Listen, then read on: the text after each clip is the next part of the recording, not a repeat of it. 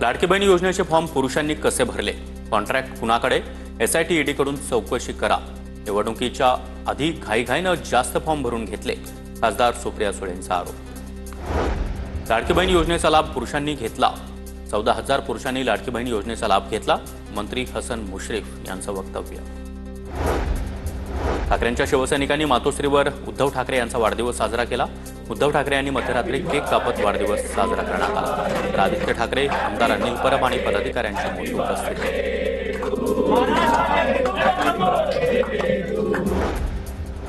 केंद्रीय मंत्री नितीन गडकरी यांच्याकडून उद्धव ठाकरेंना वाढदिवसाच्या शुभेच्छा। ट्विट करत ठाकरेंच्या दीर्घायुष्यासाठी शुभेच्छा दिल्या गेल्या। वांद्रे परिसरामध्ये उद्धव ठाकरेंच्या वाढदिवसानिमित्त बॅनरबाजी।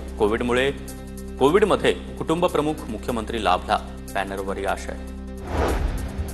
मी मुख्यमंत्री झालो तर प्रामाणिकपणे कर्ज भरणाऱ्या शेतकऱ्यांना 50,000 ऐवजी 1 लाख रुपये अनुदान देईल, हसन मुश्रीफ यांचं कोल्हापुरातील एका कार्यक्रमात वक्तव्य। लाडकी बहीण योजनेमुळे कर्जमाफीसाठी अडचणी ठरत असल्याचंही मुश्रीफ यांचं वक्तव्य। निशिकांत दुबेंना संदीप देशपांडे यांनी डिवचलं, समुद्रात दुबे दुबे कर मारेंगे असा छापलेला टी शर्ट देशपांडे यांनी घातला। मध्य रेल्वेच्या ठाणे आणि कल्याण स्टेशन दरम्यान धीम्या मार्गावर आज मेगा ब्लॉक।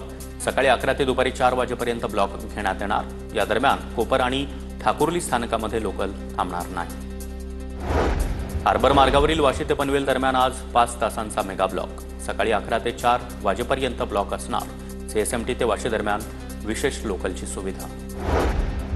हर्षल पाटीलच्या आत्महत्येनंतर कंत्राटदार न्यायालयात दाद मागणार। 90,000 कोटींची राज्य सरकारकडे थकबाकी। मुंबई उच्च न्यायालयामध्ये याचिका दाखल करण्याचा बिल्डर असोसिएशन ऑफ इंडियाचा निर्णय। पुणे जिल्हा परिषदेच्या शाळेमध्ये परकीय भाषेचे धडे। पहिल्या टप्प्यामध्ये 100 शाळांमधील 100 शिक्षकांना जर्मन आणि फ्रेंच भाषेचे प्रशिक्षण दिलं जाणार। जिल्हा परिषदेच्या सावित्रीबाई फुले पुणे विद्यापीठासोबत करार।